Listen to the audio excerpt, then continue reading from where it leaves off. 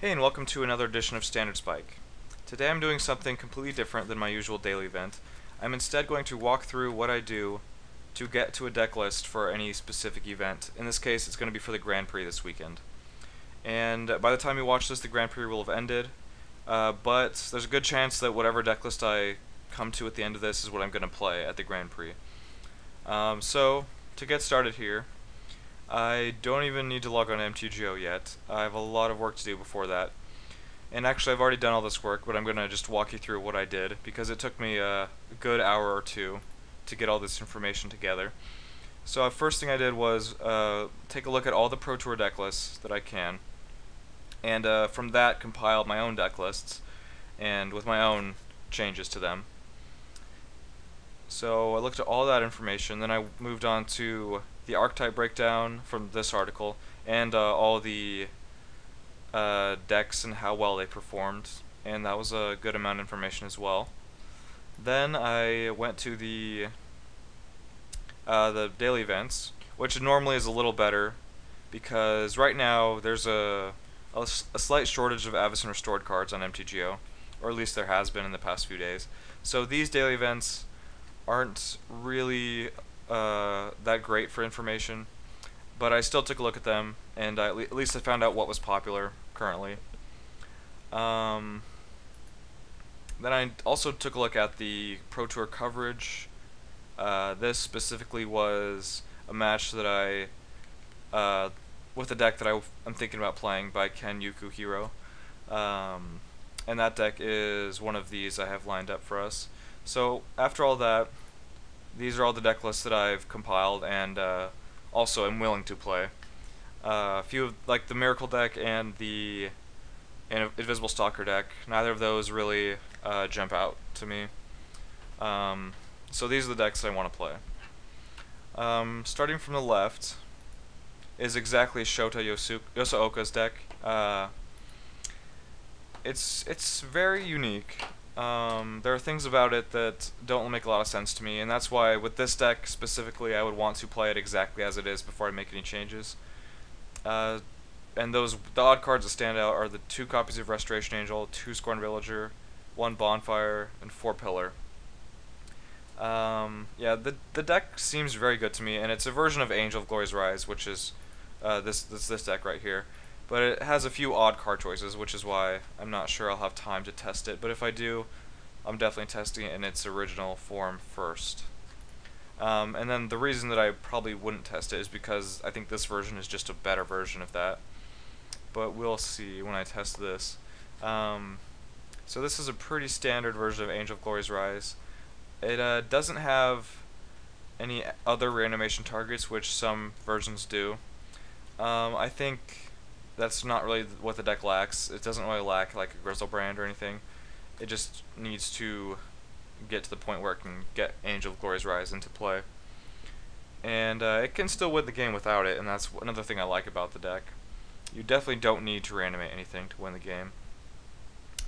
So one thing about this deck list that's a little different is 1 copy of Zealous Conscripts, and I think that's a good card to have 1 copy of because it just beats some decks sometimes by itself. And in addition to that, it's really good with Falconwrath Aristocrat, which is a card we are playing. And speaking of that card, I think that card is a hidden gem of the format currently. We'll see exactly how that pans out come the GP, but I do think it's a hidden gem, and I would like to play it if I can. So for the sideboard for this deck, it's obviously a work in progress, but I like where it's going right now. And then for the next deck, this is something that I didn't really take from the PT or any other event. It's basically Naya, but instead of playing white, you're playing black for Aristocrat. And I think that's probably worth it, because white gives you Fiend Hunter and well, Restoration Angel, but that's not really that good in my opinion. Fiend Hunter is the big card that you're losing out on. But Aristocrat, as I mentioned, is a hidden gem, and I want to play the card, so this deck list is something I'm considering. And it doesn't have a sideboard right now, because I haven't gotten that far with this deck just yet. The next one is Boros, and I normally wouldn't play Boros ever, But for this event, I kind of feel like it's possible that Boros is going to be neglected, and for that reason, it's a deck that might actually be good for the event. And besides that, I also think I have a really good version of the deck. I think the versions that other people are playing right now and have been playing at the Pro Tour uh, are really, really bad. The differences between mine and theirs, well, there's a few of them. For one thing, Stormkirk Noble, which a few people did play at the PT, but that is just a must-have. Like Doom Traveler is a blank card. Stormkirk Noble is like game-winning, almost by itself in some matchups. Yeah, so having that is just unbelievably important. And then from there, I'm a pretty big fan of Thalia, and I was before the Pro Tour. But Cloistered Youth is really good as well, and especially with Silverblade Paladin. Pretty much everything in the deck is maximized to make this card better. Stormkirk Noble is insane with Paladin, and as is Cloistered Youth. Thalia is not so much, but Thalia is really good in some matchups, and that's why I ended up just boarding them instead. Gather, obligatorily good with Champion, that's really it. And of course Hellrider. But that's it. But you still have to play it. Paladin, obvious. Fiend Hunter, I considered cutting this, but I think the way the format has developed, the card is actually really good. And in this deck, yeah, it's also really good, specifically in this deck. And it also lets you play less burn spells, like, I guess less pillars, to be exact. Because this gives you a way to remove creatures, and it still is a threat. Especially a threat with Hellrider and Champion. So, and then Bonfire. Bonfire is a big one for this deck that not every Boros deck is playing. Just, most of the format is weak to Bonfire. Specifically Naya. Other Boros decks. Decks that play Absence Pilgrim. There's just so many of them. So, the card is really good. Even in Boros, I think. And that's mostly because even playing it for one is reasonable half the time. And then, in this deck, miracling it is usually going to end the game. I suppose that's true most of the time, but like, yeah.